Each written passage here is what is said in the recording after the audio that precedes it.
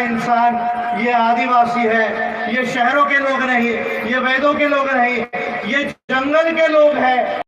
से पहले पर्यावरणवाद को सिखाया, ये पहली बात है जिसे समझने की जरूरत है। दूसरा, लोग कहते हैं, आज भी बड़ी बात आती है, स्त्री पुरुष समानता की बात आती है।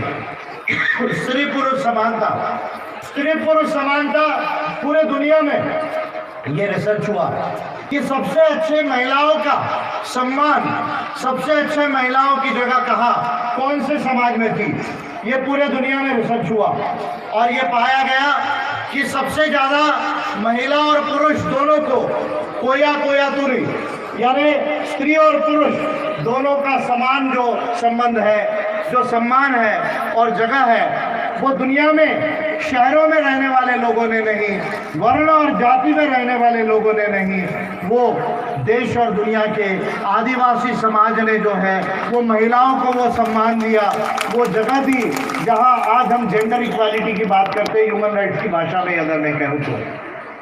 तीसरी बात समाजवाद की होती है, सोशलिज्म, कि भाई संपत्ति जो है वो एक व्यक्ति के हाथ में नहीं होनी चाहिए, कुछ लोगों के हाथ में नहीं होनी चाहिए। संपत्ति ये सब लोगों के पास होनी चाहिए।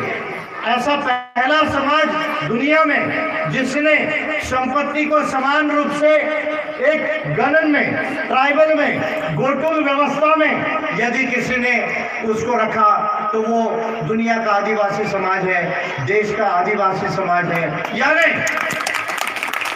दुनिया को पर्यावरणवाद पढ़ाने वाला आदिवासी है, दुनिया को जेंडर इक्वालिटी पढ़ाने वाला आदिवासी है, दुनिया को समाजवाद यानी आर्थिक समानता को पढ़ाने वाला ये आदिवासी है, और पूरे दुनिया को मानवता पढ़ाने वाला भी आदिवासी है।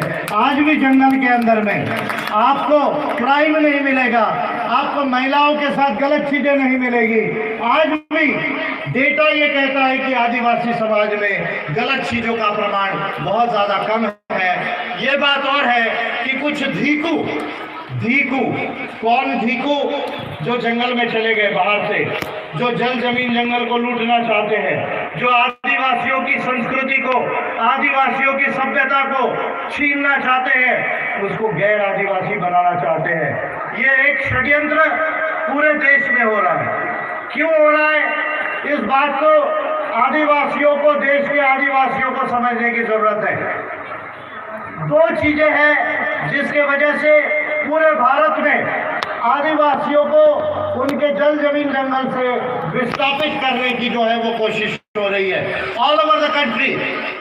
क्या कारण है, क्यों आदिवासियों को मारा जा रहा है, जंगलों में उनकी जमीनों को छीना जा रहा है, उस जमीन के एवज में उनको कोई और चीज नहीं दी जा रही है, और उनको कहा जा रहा है कि भाई आप गलत काम करते हो, इसलिए आपके ऊपर हम केसेस लगाते हैं, या आपके ऊपर में जो है हम किसी तरह का जो है वो गोली चलाते हैं। दो चीजें हैं जिसको आप लोगों को समझने की जरूरत है। एक, इस भारत के अंदर ये बातों को आप अच्छे से ध्यान में रखेंगे, नोट करेंगे। हमारे देश के अंदर में, किसी भी एक देश में सबसे ज्यादा आदिवासी परसेंटेज अगर दुनिया के 30% आदिवासी कहीं रहते हो तो 30% आदिवासी ये भारत में रहते हैं। 30% दुनिया के टोटल आदिवासी ये भारत में रहते हैं। जो आबादी 8.6% से ज़्यादा भी हो रही है, जो जनगणना आएगी, जनगणना में हम लोगों की जनसंख्या गिनी जाएगी 2021 में, फरवरी मार्च महीने में। उस समय में हम लोगों को अपने संस्कृति के कॉलम में क्या लिखना है ये आप लोगों को सोचना पड़ेगा, जिसके विषय में मैं हो सकता है थोड़ी देर बाद आपसे बात करूंगा। जो 8.6% से ज़्यादा पूरे भारत की आबादी के आदिवासी है, देश में पूरे दुनिया के लगभग 30% आदिवासी ये हमारे देश में, अकेले भारत में रहते हैं। दूसरी महत्वपूर्ण बात जिसे मैं समझने की जरूरत है कि भारत की जितनी नेचुरल संपदा है, नेचुरल संपदा में पर्टिकुलरली जो खनिज संपदा है, जो मिनरल्स है, चाहे लोहा हो, टंगस्टन हो, यूरेनियम हो, गोल्ड हो, प्लूटोनियम हो, थोरियम हो, जितने भी तरह के मिनरल्स, जो खनिज संपदा देश में है, जो नेचुरल संपदा देश में है, उसका 70% ये आदिवासियों के जमीन के नीचे है। उसका 70% ये आदिवासियों के जमीन के नीचे में है। यानी पैसे के टर्म्स में यदि मैं बात करूं, यदि भारत की नेचुरल संपदा के पैसे के कैलकुलेशन में यदि मैं बात करूं, तो आदिवासियों के जमीन के नीचे, ध्यान से सुनिए, आदिवासियों के जमीन के नीचे 1000 लाख करोड़ रुपए की संपत्ति है। 1000 देश में कितना पैसा है आज? केवल 204 लाख करोड़, केवल 204 लाख करोड़।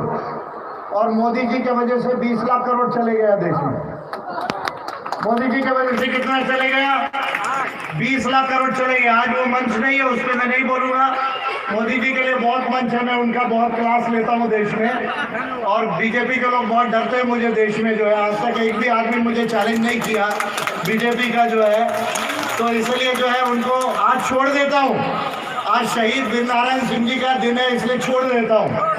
छोड़ दिया, आपको माफ कर दिया। किसको माफ कर दिया? मैंने माफ किया, लेकिन आदिवासी आपको माफ नहीं करेगा, ये मैं बता रहा हूँ। आदिवासी क्यों माफ नहीं करेगा ये मैं बता रहा हूँ, क्योंकि आप ये कहते हैं कि 1000 लाख करोड़ रुपए की जो संपत्ति है वो हम देंगे अंबानी और अडानी को, टाटा को और मित्तल को। जो संपत्ति का मालिक, जो जल जमीन जंगल का मालिक ये आदिवासी है। जिस संपत्ति पर, जिस जल जमीन जंगल पर पहला अधिकार ये आदिवासियों का है। ये गवर्नमेंट चाहे बीजेपी की हो चाहे कांग्रेस की हो, दोनों का नाम ले रहा हूं, चाहे बीजेपी की हो चाहे कांग्रेस की हो, इन लोगों की ये मंशा है कि ये 1000 लाख करोड़ की संपत्ति ये पूरी अंबानी और अडानी को, टाटा और मित्तल को ट्रांसफर हो जानी चाहिए। और यही कारण है कि जंगलों में 5वीं अनुसूची का उल्लंघन हो रहा है, पेशा कानून का उल्लंघन हो रहा है, फॉरेस्ट राइट्स एक्ट का उल्लंघन हो रहा है। 13,000 करोड़ रुपया डिस्ट्रिक्ट मिनरल फाउंडेशन में पड़ा हुआ है, जिसका खर्चा आदिवासियों के डेवलपमेंट के लिए होना चाहिए, वो अभी तक नहीं हो रहा है। क्या कारण है? क्यों ये सारी चीजें देश में हो रही है? उसका कारण है कि ये तो 1000 लाख करोड़ की संपत्ति इसका कारण है। दूसरा कारण है कि भारत में जो गवर्नमेंट है, जिन लोगों की गवर्नमेंट है, उन लोगों का ये मानना है कि हमारी वैदिक संस्कृति से, हिंदुत्ववाद से ही भारत जो है वो बड़ा हो सकता है। ऐसा भारत की अभी की जो सरकार और संस्थाएं हैं उनका ये मानना है कि हिंदुत्ववाद से ही भारत बड़ा हो सकता है। इसलिए धर्म के आधार पर हम नागरिकता को देंगे या नागरिकता को नकारेंगे, ये विचार हमने देखा कि पार्लियामेंट में अभी जो है वो बिल पास किया, जो सिटीजनशिप अमेंडमेंट बिल, और उसके आधार से ये काम जो है बीजेपी की गवर्नमेंट ने किया। आदिवासियों की सभ्यता और संस्कृति ये लिविंग एविडेंस है, ये लिविंग रिकॉर्ड है। किस चीज का लिविंग एविडेंस है? लिविंग रिकॉर्ड है। इस चीज का लिविंग एविडेंस और लिविंग रिकॉर्ड है कि भारत की सभ्यता ये मोहनजोदड़ो हड़प्पा से शुरू नहीं होती, वो पेनकमढ़ी से शुरू होती है, वो कचारगढ़ से शुरू होती है। इसका पेनकमढ़ी से, कचारगढ़ से इसकी सभ्यता शुरू होती है। इसका archaeological evidence Bagor, Adamgarh, Bhimbetka, Kurnool caves Andhra, then आपके राजस्थान में जाए तो डिडवाना, बिहार में जाए तो पैसारा, छावपारी मांडो, उत्तर प्रदेश के अंदर में आप पश्चिमी सिंहभूम झारखंड में आपको कितने स्पॉट्स में बता दूं, या आप चले जाइए तमिलनाडु के अंदर में अतुता अकीरापक्कम, ये सारी, या हुसुंगी कर्नाटका, ये जितने साइट्स है, ये जितने स्पॉट है, ये इस बात को चीख चीख कर बता रहे हैं, प्रमाण दे रहे हैं कि भारत की पहली सभ्यता ये सिंधु घाटी से नहीं बनी, ये आदिवासियों ने बनाई, और वो जंगलों के अंदर बनाई, पहाड़ों में बनाई। ये उसके प्रमाण है। ये हिंदुत्ववादी लोग, आरएसएस बीजेपी के लोग ये आदिवासियों की सभ्यता को समाप्त करना चाहते हैं। और इसलिए झारखंड के चीफ मिनिस्टर ने अभी एक स्टेटमेंट दिया। क्या स्टेटमेंट दिया, शायद आपने गौर नहीं किया, क्योंकि चुनाव झारखंड में हो रहा है, शायद आपने गौर नहीं किया। लेकिन मैं झारखंड से अभी आ रहा हूं, इसलिए मैं ये बात आपको बताना चाहता हूं। यही छत्तीसगढ़ से झारखंड में जाकर चीफ मिनिस्टर बने रघुवर दास जी ने एक स्टेटमेंट दिया। क्या स्टेटमेंट दिया? कि मैं झारखंड को आदिवासी मुक्त बना दूंगा। ये बात कही रघुवर दास जी ने, झारखंड के सीएम ने। तो मैं झारखंड में गया और मैंने रघुवर दास जी से ये कहा कि रघुवर दास जी, अच्छा हुआ आपकी दिल की बात जुबान पर आ गई, अच्छा हुआ आपकी बात, दिल की बात जुबान पे आ गई। आप झारखंड को या बीजेपी भारत को आदिवासी मुक्त बनाना चाहती है। जैसे मुसलमानों को आज आपने नागरिकता नकारी constitutional amendment, citizenship amendment bill में, वैसे आप भारत को आदिवासी मुक्त बनाना चाहते हो। अच्छा है, आपकी दिल की बात जुबान पे आ गई।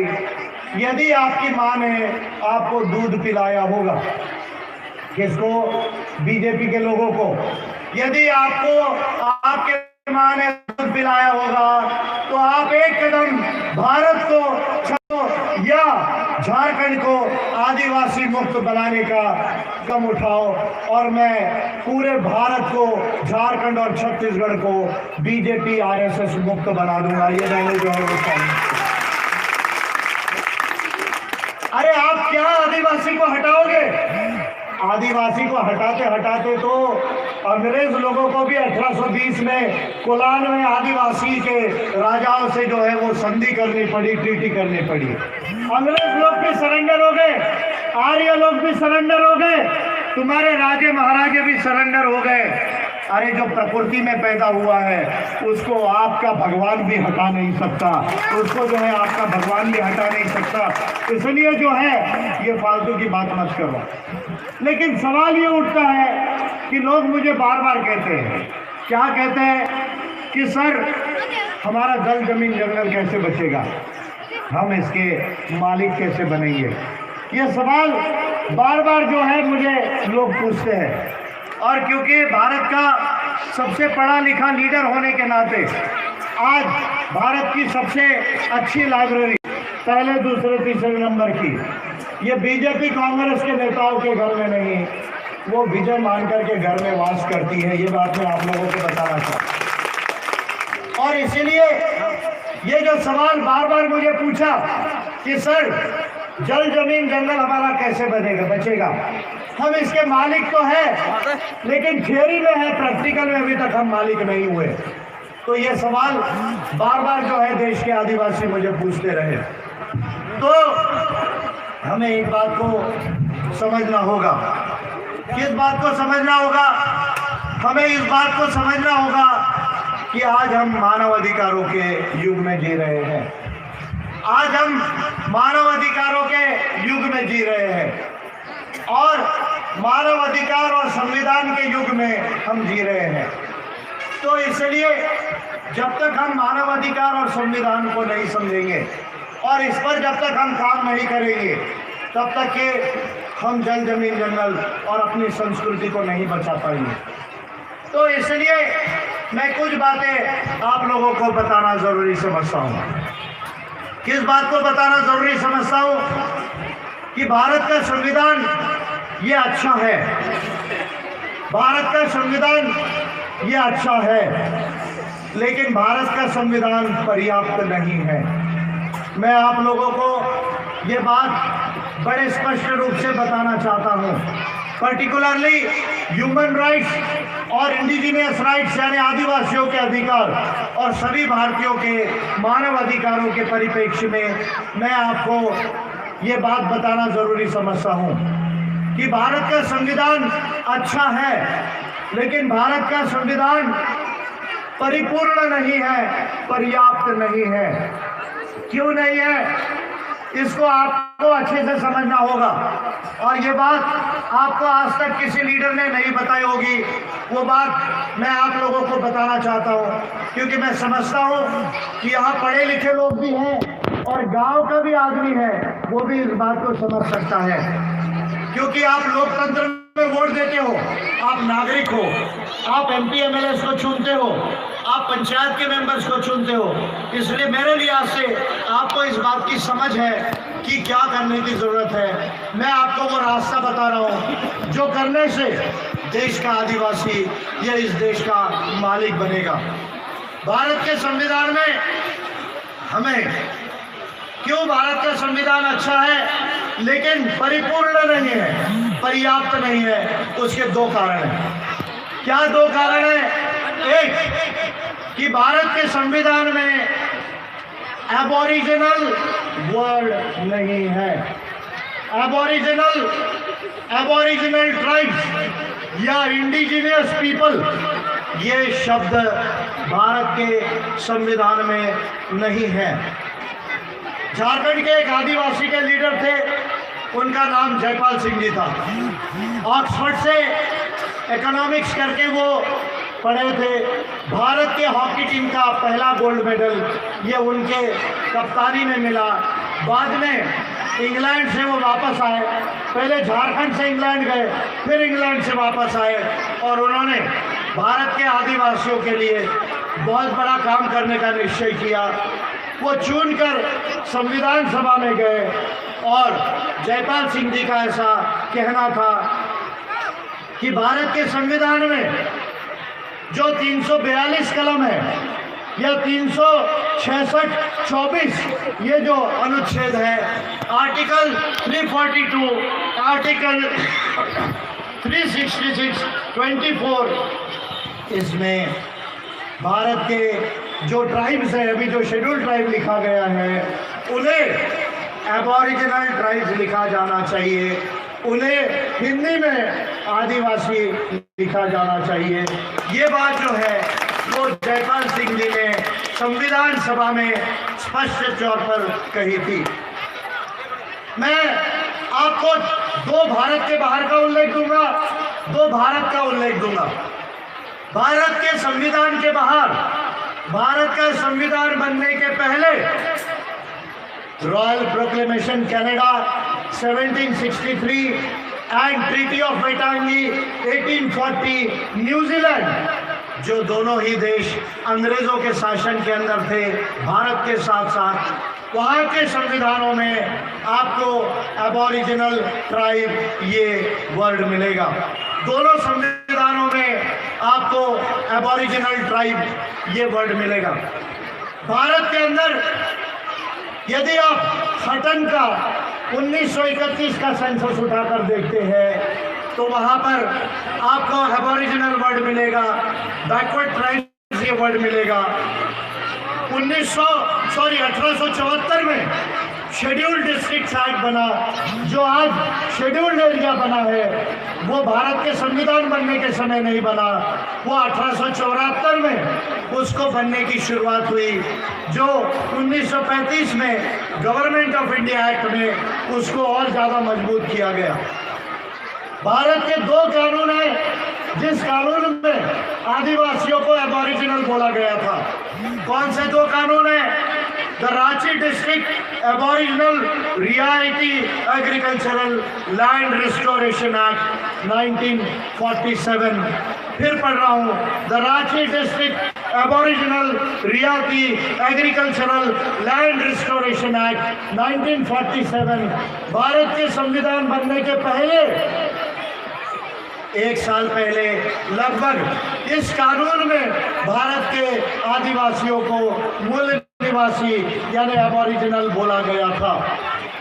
जिस दिसंबर 1948 में 2 दिसंबर 1948 को जब संविधान सभा के अंदर अबॉरिजिनल ट्राइब लिखने से मना किया गया, उस पर मैं बोल चुका हूं, आज मैं नहीं बोलूंगा। क्यों मना किया, किसने मना किया, ये आप लोग स्वयं ढूंढ सकते हैं। लेकिन 2 दिसंबर 1948 को जब अबॉरिजिनल ट्राइब लिखने से मना किया गया, उसके 4 महीने बाद अप्रैल 1949 को संताल परगनास टेनेंसी एक्ट 1949 के सेक्शन 4 में फिर भारत के आदिवासियों को मूल निवासी अर्थात एबोरिजिनल लिखा गया। मेरी बात शायद आप लोगों को समझ में आ रही है। यानी भारत के बाहर कनाडा और न्यूजीलैंड 2 संविधान में आदिवासियों को अंग्रेज सरकार ने एबोरिजिनल यानी मूल निवासी लिखा। भारत के संविधान में जब इसे नकारा गया, उसके 1 साल पहले रांची डिस्ट्रिक्ट एबोरिजिनल रियायती एग्रीकल्चरल जो एक्ट है, उसके अंदर आदिवासियों को मूल निवासी माना गया। जब संविधान में इसको नकारा गया, उसके 4 महीने बाद भी संताल परगना टेनेंसी एक्ट में आदिवासियों को मूल निवासी माना गया। लेकिन भारत के संविधान में शेड्यूल्ड ट्राइब लिखा गया। क्या लिखा गया? शेड्यूल्ड ट्राइब लिखा गया।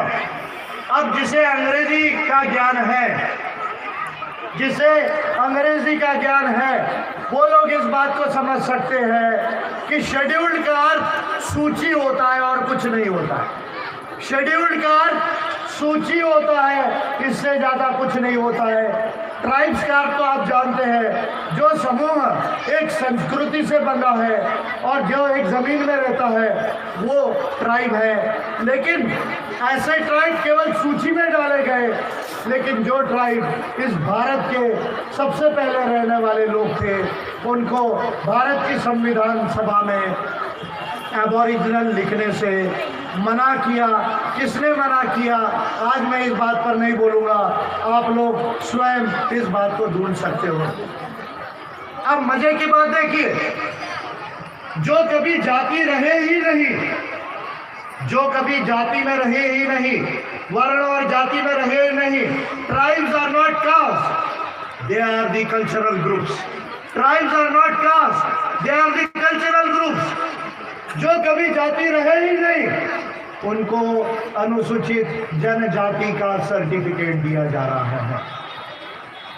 आप गंभीरता से सोचिए इस बात को। जो कभी जाति रहे ही नहीं, उन्हें अनुसूचित जनजाति का सर्टिफिकेट दिया जा रहा है। जो जाति रहे उनके लिए तो ठीक है, caste, scheduled caste, other backward classes, लेकिन जो कभी जाति रहे नहीं, उनको जनजाति का सर्टिफिकेट दिया जा रहा है। यदि इंग्लिश का आर्टिकल 342 यदि आप पढ़ेंगे, तो आपको ट्राइब्स एंड ट्राइबल कम्युनिटी ये वो शब्द मिलेगा।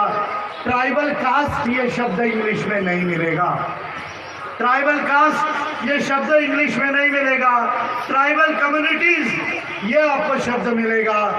जो जाति थे ही नहीं, उनको जाति बनाने का काम देश के संविधान के तहत, देश के कानून के तहत किया जा रहा है।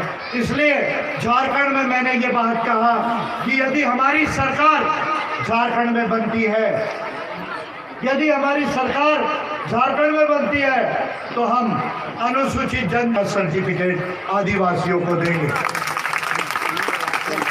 कानून बनाकर देंगे, बगैर कानून के नहीं।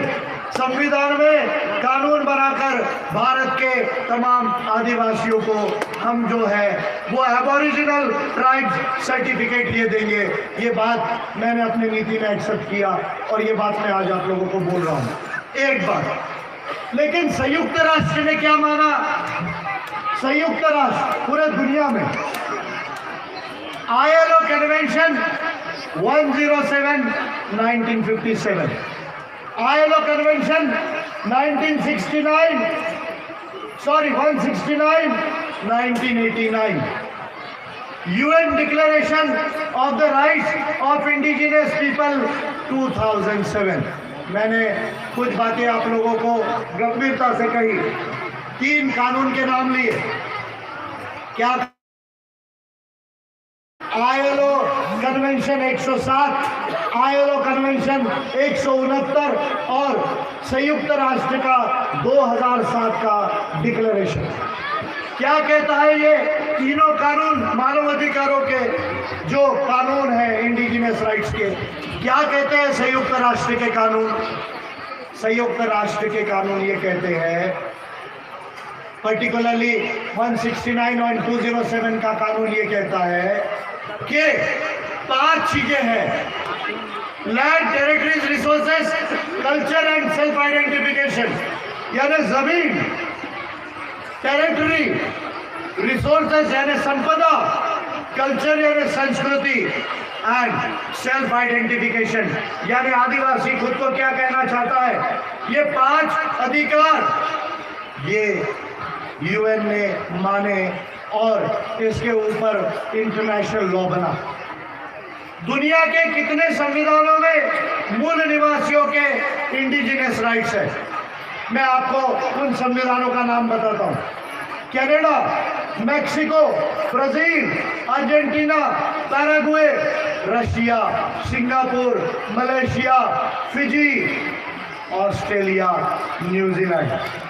ये देशों के अंदर आदिवासियों के, मूल निवासियों के इंडिजिनियस राइट्स है, इंडिजिनियस राइट्स है। लेकिन हमारे देश के संविधान में जो 5वीं अनुसूची है, आप देखिए, उसमें आदिवासियों को जमीन के नीचे के संपत्ति का अधिकार नहीं है। मैं गंभीर बात बोल रहा हूं। आदिवासियों के जमीन के नीचे के संपत्ति के अधिकार, जिसको सब सरफेस राइट्स बोला जाता है, वो आदिवासियों को नहीं है। हमारे संविधान बनने के बाद यह है, इसलिए मैं उसको नहीं कहूँगा क्योंकि संविधान बनते तक ये नहीं थे, लेकिन वो अधिकार हमारे संविधान में नहीं है। तो इसलिए मैंने एक रास्ता निकाला है। क्या रास्ता निकाला है?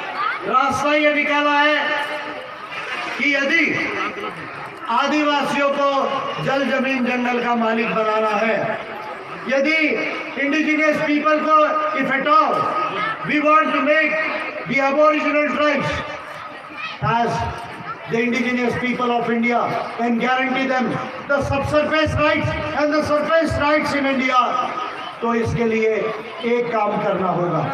क्या काम करना होगा? भारत के संविधान में हमें सकारात्मक, पॉजिटिव संशोधन लाना होगा। सकारात्मक संशोधन, पॉजिटिव अमेंडमेंट लाना होगा, एक काम।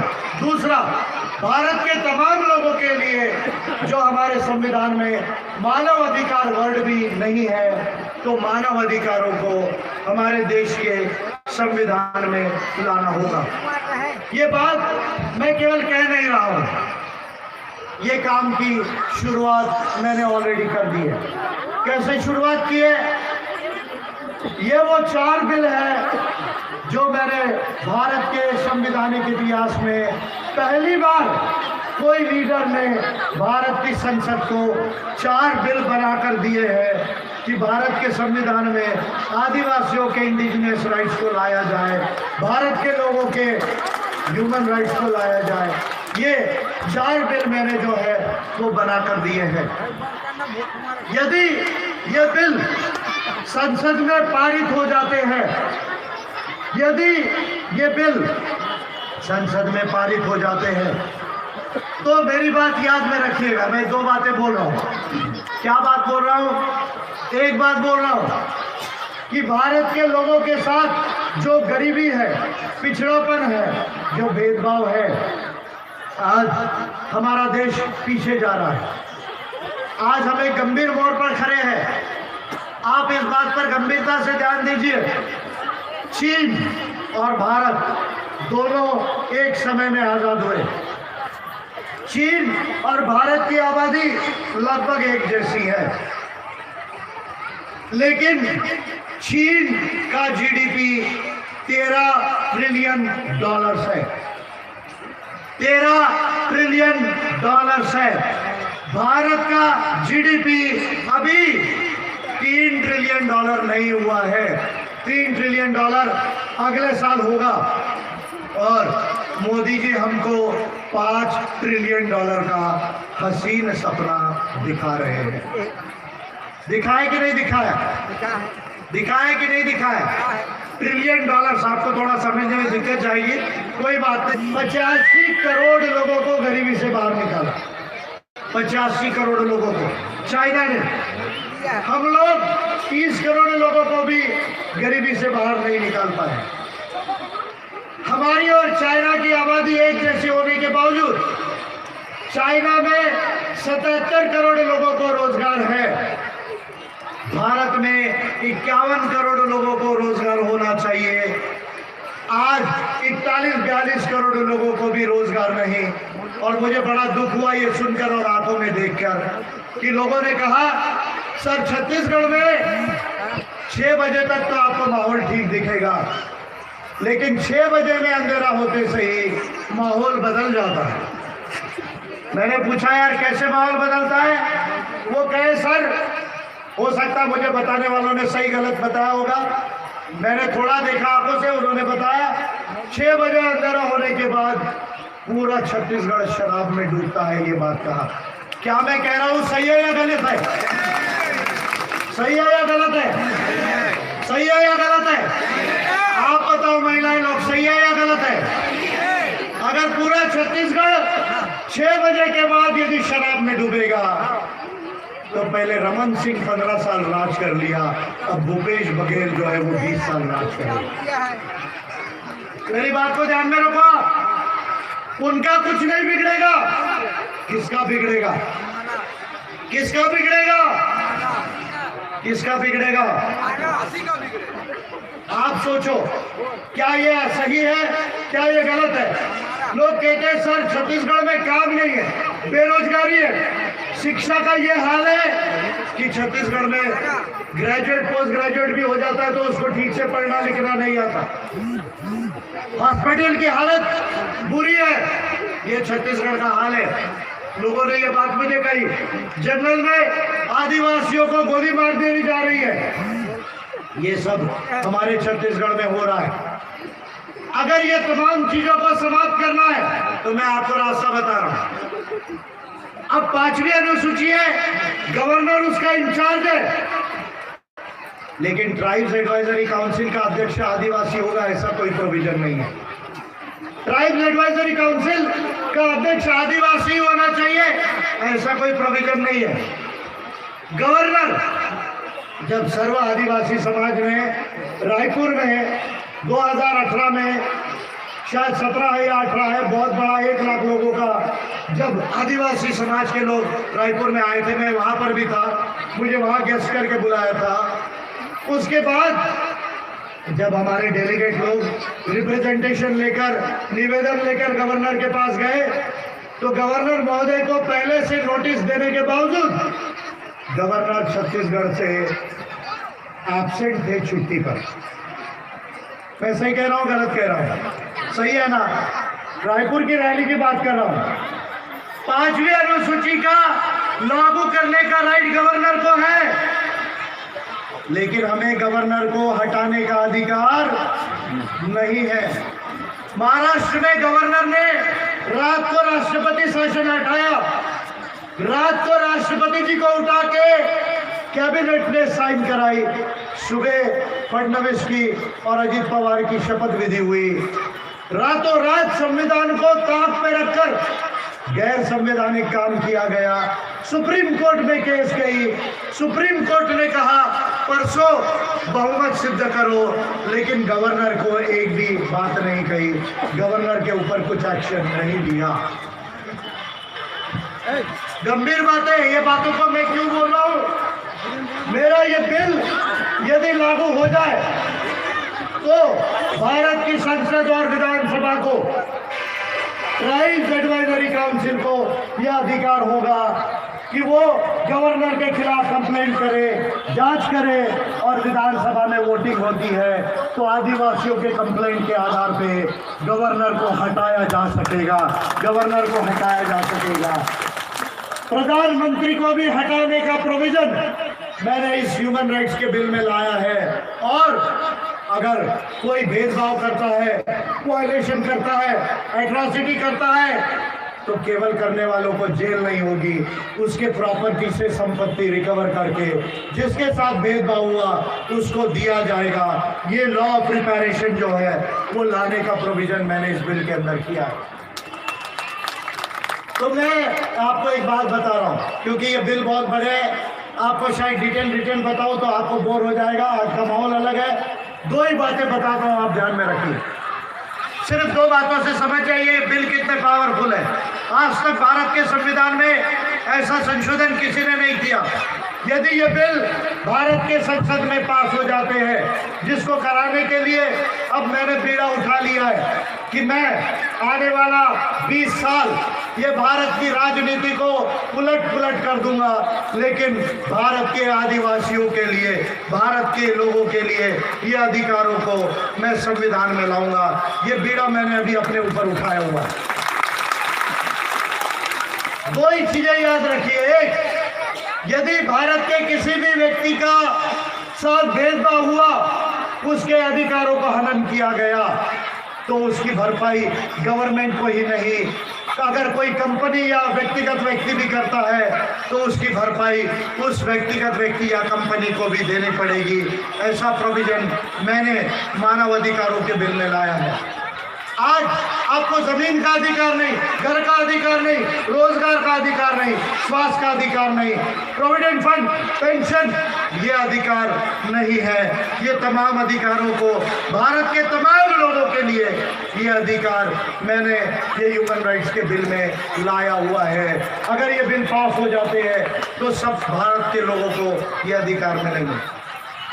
आज भारत का सुप्रीम कोर्ट, हम उसकी सम्मान करते हैं, लेकिन हमने क्या देखा?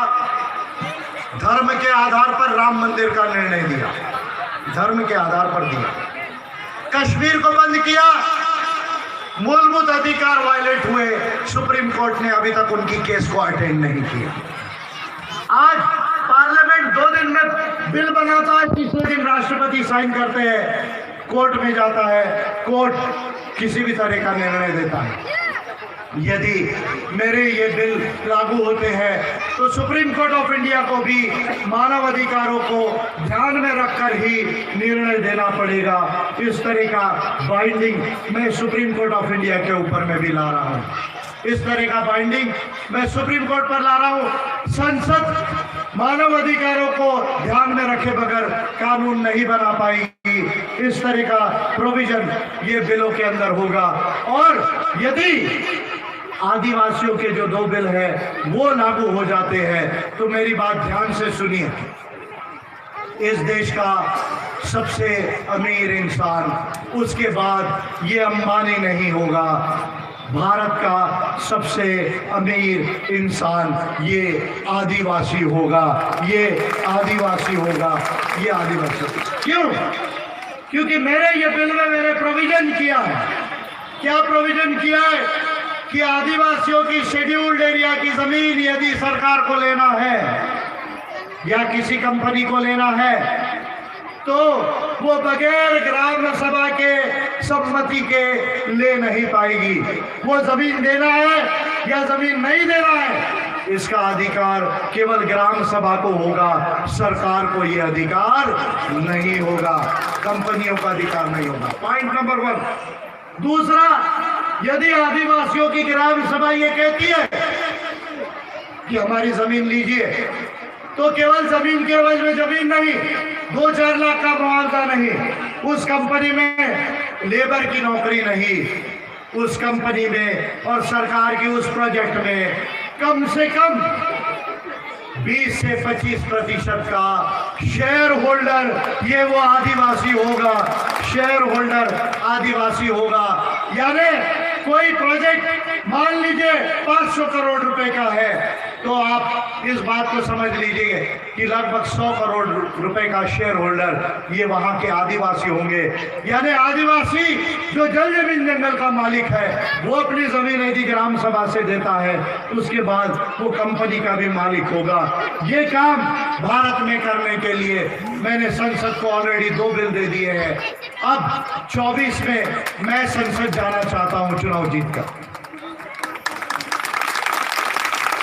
जाना चाहिए या नहीं जाना चाहिए, आप बताइए, जाना चाहिए या नहीं जाना चाहिए? अगर भारत का सबसे विद्वान नेता संसद चले गया तो मेरी एक ही बात ध्यान में रख लो, नरेंद्र मोदी तब तक रहेंगे या नहीं रहेंगे मुझे नहीं मानना, राहुल गांधी रहेंगे या नहीं रहेंगे मैं नहीं जानता, लेकिन इन सबको मैं डेली कर्मा डांस कराऊंगा। इनको मैं डेली कर्मा डांस कराऊंगा। जो बात आज तक भारत के संविधान में नहीं हुई, भारत के कानून में नहीं हुई, वो काम करने के लिए और भारत को दुनिया में आगे ले जाने के लिए, भारत को, ये भारत नहीं, हिंदुस्तान नहीं, मोदवेड़ची गोंडवाना बनाने के लिए, मोदवेड़ची गोंडवाना।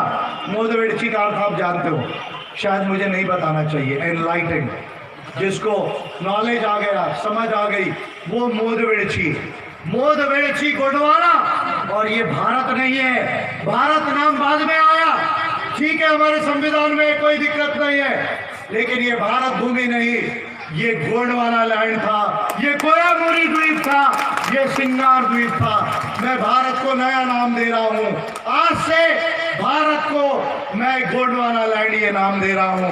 भारत का नाम जो है वो गोंडवाना लैंड होगा। आपको मजा नहीं आ रहा गोंडवाना लैंड सुन के? आया या नहीं आया? अरे गोंडवाना को गोंडवाना का मजा नहीं आ रहा? क्या भारत के नाम संविधान में जो भी हो, लेकिन भारत में हर किसी ने भारत को क्या नाम से बोलना चाहिए? बोलना चाहिए या नहीं बोलना चाहिए? जब से बोलो बोलना चाहिए या नहीं बोलना चाहिए?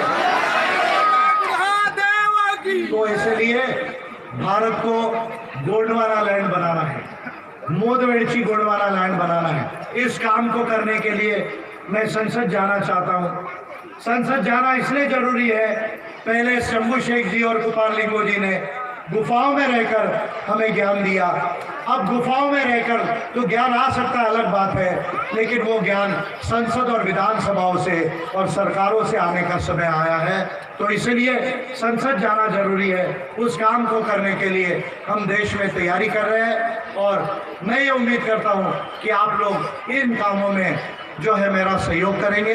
मुझे खुशी है इस बात की कि आप बच्चे हैं, महिलाएं हैं, बुजुर्ग हैं, बड़े लोग हैं और युवा लोग भी हैं। और योगेश्वर राज सिंह जी विशेष रूप से आए, मुझे उन्होंने प्यार से बात की, मेरी कुछ उनसे बहुत सारी बातें हुई।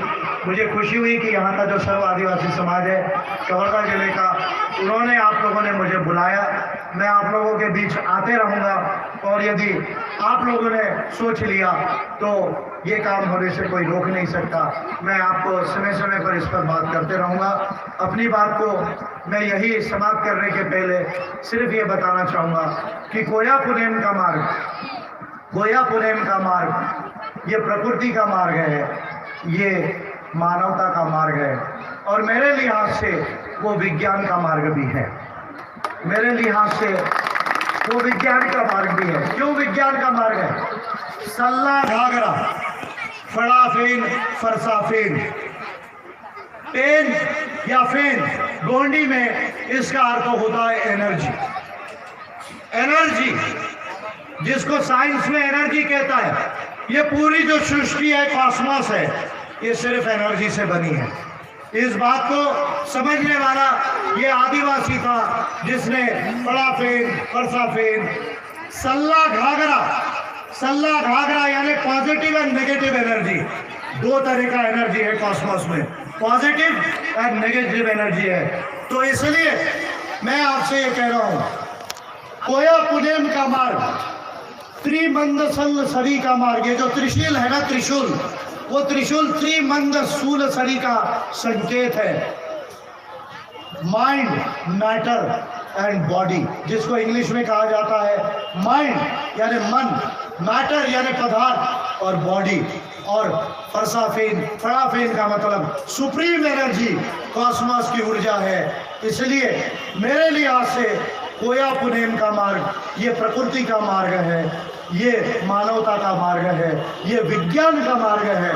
यदि हमें गोंडवाना को महान बनाना है, यदि आदिवासियों को फिर दुनिया को नया मार्ग देना है, तो विज्ञान और प्रकृति के रास्ते से चलना होगा, उसके नियमों और सिद्धांतों को समझना होगा। मैं समझता हूँ ये काम करने का समय आ गया है और उस काम को मैं आप लोगों के बीच करते रहूँगा। ऐसी बात कहते हुए आप लोगों को धन्यवाद देते हुए अपनी बात को समाप्त करता हूँ। जय विज्ञान, जय विज्ञान, जय इंसान, जय संविधान। जय विज्ञान, जय इंसान, जय संविधान। जोहार, जय सेवा, मोदवेड़ची गोंडवाना।